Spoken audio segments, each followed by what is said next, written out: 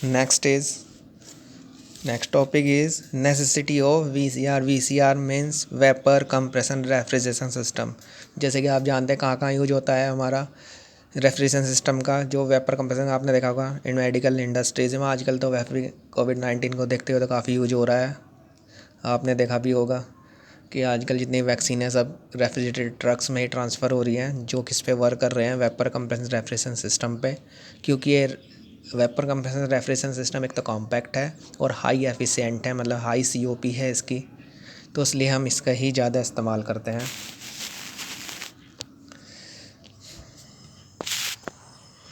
अब next is in dairy industries में। आपने कहा रोज़ डेयरी मतलब डेयरी फार्म्स, जिसमें मिल्क ट्रांसफ़र होता है डोमेस्टिक रेफ्रिजरेटर में, आपके घर में भी इस्तेमाल होता है।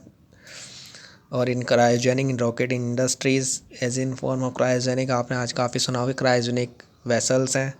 जो लो टेम्परेचर वेसल्स होती हैं उनको क्रायोजेनिक वेसल्स होते हैं। क्रायोजेनिक मतलब -100 -150 degree Celsius to -200 degree Celsius. यदि हम बहुत हाई टेम्परेचर रिड्यूस कर दें, टेम्परेचर काफ़ी रिड्यूस, तो उसको क्रायोजेनिक्स के अंदर आता है वो। आपने काफ़ी न्यूज़ में सुना भी होगा कि cryogenic vessels, cryogenic is the temperature जिसमें हम काफ़ी लो टेम्परेचर पे रख सकें, उसको बोलते हैं क्रायोजेनिक्स। अब इस मेन हम क्या पढ़ेंगे इसमें, पीएच चार्ट। पीएच मतलब प्रेशर, एच मतलब enthalpy. It's not entropy, it's enthalpy, not volume. आपने अब तक क्या पढ़ा था, प्रेशर वॉल्यूम पीवी डाइ चार्ट। अब नेक्स्ट हम क्या पढ़ेंगे, PH chart, pressure enthalpy chart. आपको लास्ट में मैंने थर्मोडायनेमिक्स पढ़ाया था, उसमें भी सेम ही चार्ट होते हैं, क्योंकि ये फेस चेंज डायग्राम है, यहाँ पे फेस चेंज हो रहा है तो तीनों फेस एग्जिस्ट होंगे। सबसे पहले हमारी जो ये लाइन होती है इधर, सैचुरेटेड लिक्विड लाइन, संतृप्त द्रव्य रेखा, बीच में एक पॉइंट होता है, उसके बाद वो किस में कन्वर्ट हो जाती है, यानी बदल जाती है सैचुरेटेड वेपर लाइन में, संतृप्त वाष्प रेखा में। और जिस पॉइंट से एक saturated liquid line saturated vapour line में, यानी लिक्विड लाइन वेपर लाइन में कन्वर्ट होती है, उस पॉइंट को क्या बोलते हैं हम, इट्स इज क्रिटिकल पॉइंट। यानी लास्ट आपको एक्सप्लेन भी कर रखा था।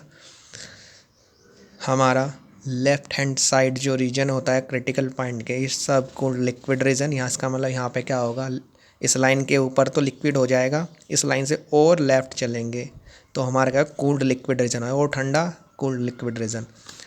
इस लाइन, इस रेड लाइन यहाँ तक और इस वाली रेड लाइन, यानी सैचुरेटेड लिक्विड लाइन और सैचुरेटेड वेपर लाइन के बीच में जो रीजन होगा, इट्स वेट वेपर रीजन। यहाँ पे क्या होंगी, हमारा लिक्विड भी होगा और वेपर भी होगा, दोनों मिक्सर फॉर्म में होंगे, यानी L+V, लिक्विड प्लस वेपर, यानी क्या क्या एग्जिस्ट करेंगे, L+V, लिक्विड भी एग्जिस्ट करेगा और हमारी वेपर्स भी एग्जिस्ट करेंगे। यहाँ पे क्या होगा, हमारा लिक्विड, और यहाँ पे क्या होगी, हमारी वेपर्स। अब इसके ऊपर तो 100% लिक्विड, यहाँ पे कूल्ड लिक्विड, इससे और लेफ्ट चलेंगे तो और ठंडा लिक्विड। लिक्विड तो इस लाइन के ऊपर ही हो गया है, सैचुरेटेड लिक्विड लाइन के, इससे और लेफ्ट चलेंगे तो रहेगा लिक्विड पर वो ठंडा लिक्विड, इट्स कोल्ड लिक्विड, यानी सब कोल्ड लिक्विड। जैसे इस लाइन के और इस लाइन के बीच में आएंगे, यहाँ पे इस रीजन में जो ये रीजन पड़ा है, इसमें क्या होगा, ये पूरा लिक्विड प्लस वेपर, यानी दोनों चीज़ एग्जिस्ट करेंगे। इसमें हमारा जो भी होगा इसके अंदर वर्किंग फ्लूइड, वो दोनों सिचुएशन में होगा, लिक्विड भी होगा इसमें कुछ पार्ट और कुछ वेपर्स भी होगा। जैसे ही हम इस लाइन पे पहुंच जाएंगे सैचुरेटेड वेपर लाइन में, इसका मतलब क्या हो जाएगा, 100% वेपर, यानी इस लाइन के ऊपर क्या बन जाएंगी, वेपर्स, यानी ये क्या हो जाएगी, हमारी वेपर्स बन जाएंगी, वी, इट्स वेपर्स। अब इस लाइन से हम राइट में चलें, जैसे कि इस लाइन से लेफ्ट में चले, इस लाइन से क्या है, राइट में चले, तो यही वेपर्स तो रहेंगे, पर क्या हो जाएंगे, सुपर हीटेड वेपर, नहीं सुपर हीटेड वेपर्स हो जाएंगे। इसका मतलब इनका वेपर्स का क्या होगा, टेम्परेचर और बढ़ जाएगा। तो सब cold liquid region, saturated liquid line के ऊपर 100% लिक्विड, यानी 100% लिक्विड हो गया, या कह सकते हैं 0% वेपर्स। इसके बीच में दोनों लाइन के लिक्विड प्लस वेपर, लिक्विड भी होगा वेपर भी होंगी, दोनों फोर्स एग्जिस्ट करेंगे साथ साथ। इस लाइन के ऊपर आ जाएंगे तो कहेंगे 100% वेपर्स या 0% लिक्विड। ठीक है, 100% वेपर्स, क्योंकि 100% वेपर होंगी सैचुरेटेड वेपर लाइन के ऊपर, या 0% लिक्विड। और इधर चलेंगे सुपर हीटेड वेपर रीजन में चलेंगे तो वेपर्स ही रहेंगे, वेपर्स तो बन चुके हैं, बस वो गर्म हो जाएंगे यानी सुपर हीट हो जाएंगे। तो ये हमारे क्या होते हैं, एक पीएच डायग्राम के ऊपर या पीएच चार्ट के ऊपर इतनी लाइन होती हैं और ये हमारे फेसेस होते हैं। अब इसी चार्ट पर हम लाइंस देखते हैं क्या क्या होते हैं इस चार्ट के ऊपर लाइन। देखो पीएच चार्ट बिल्कुल सेम, ये बीच में क्या है, वही रेड लाइन से जो बना हुआ है ये वो डोम है। ये कौन सी लाइन है ने लास्ट अभी आपको बताइए, इट्स सैचुरेटेड लिक्विड लाइन। इस पॉइंट से इधर कौन सी लाइन है ये, इट्स ये वाली लाइन जिस पे मैं अभी पेन चला रहा हूँ, ये कौन से सैचुरेटेड वेपर्स लाइन। और जो पॉइंट सैचुरेटेड लिक्विड लाइन को और सैचुरेटेड वेपर लाइन को डिवाइड कर रहा है वो क्या होता है, क्रिटिकल पॉइंट।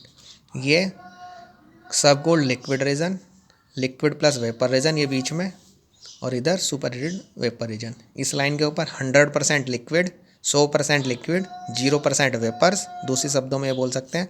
इस लाइन के ऊपर, पूरी लाइन के ऊपर 100% वेपर या 0% लिक्विड।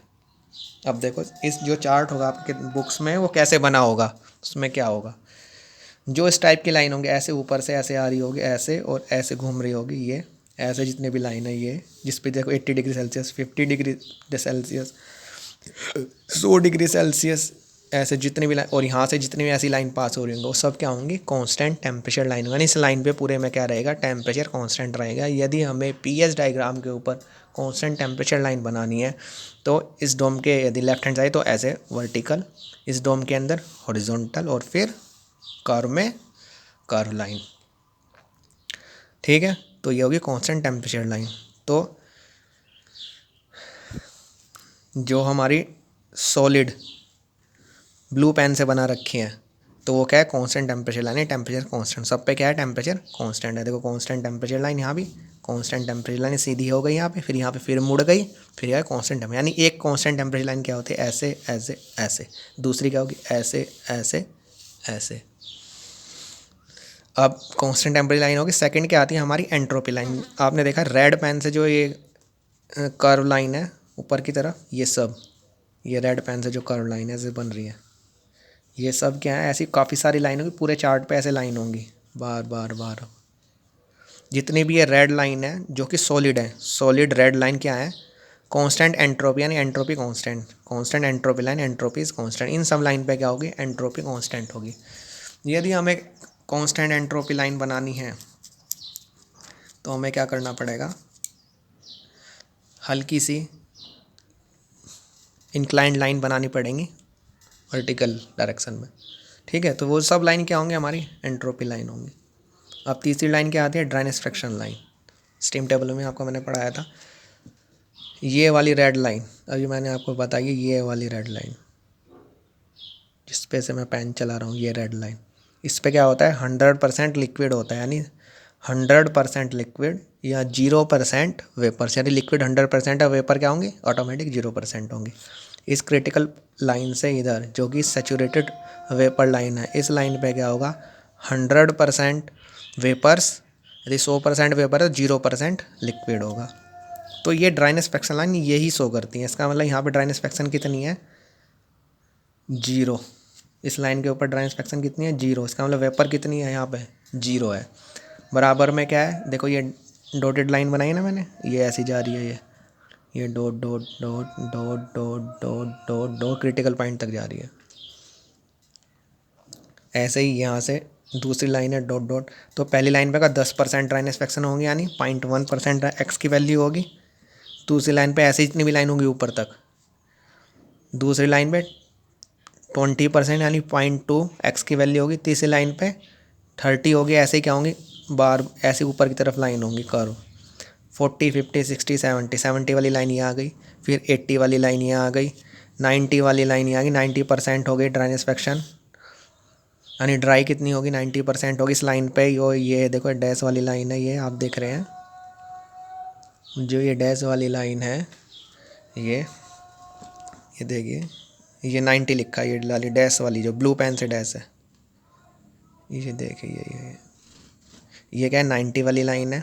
इसके बाद ये जो फिर रेड लाइन ही आएगी, इसके पैरेलल में रेड लास्ट वाली रेड लाइन जो सैचुरेटेड वेपर लाइन बोलते हैं, इसका मतलब ये कौन सी वाली लाइन होगी, 100% वेपर्स लाइन। ही एक्स की वैल्यू यहाँ पे क्या होगी 1, यानी 100% इस लाइन के ऊपर, इसलिए क्या बोलते हैं सैचुरेटेड वेपर लाइन। इससे पहले इस सैचुरेटेड वेपर लाइन के पैरेलल ये वाली डैश ब्लू पेन से डैश लाइन है, ये क्या है एक्स की वैल्यू 90, इसका मतलब 90% ड्राई है। इससे पहले जो पैरेलल लाइन है इसके, इससे 90% से पहले वाली 80%, जो सैचुरेटेड वेपर लाइन के पैरेलल लाइन ये है पहली, फिर दूसरी ये है, इसका मतलब एक्स की वैल्यू क्या है 80% है, ये 0.8% है, 0.8 है। इसके जो पैरेलल तीसरी लाइन है 70% वाली, जो ब्लू पेन से डॉटेड लाइन है ये क्या है, यहाँ पे एक्स की वैल्यू क्या है 70%, मतलब 0.7।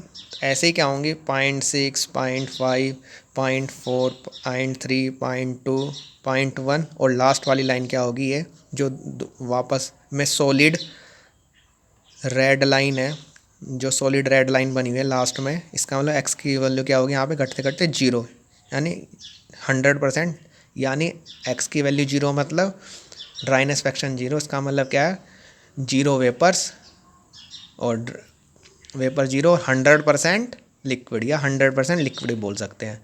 तो ये क्वेश्चन आ सकता है कि सैचुरेटेड लिक्विड लाइन के ऊपर एक्स की वैल्यू कितनी होती है 0, और सैचुरेटेड वेपर लाइन्स के ऊपर एक्स की वैल्यू कितनी होती है 100, यानी ड्राइनेस फ्रैक्शन की वैल्यू सैचुरेटेड वेपर लाइन के ऊपर कितनी होती है 100, और सैचुरेटेड लिक्विड लाइन के ऊपर ड्राइनेस फ्रैक्शन यानी एक्स की वैल्यू कितनी होती है 0। ठीक है, ये हो गया हमारा पीएच चार्ट कंप्लीट। अब नेक्स्ट वीडियो में क्या होंगे हम, टीएस डायग्राम।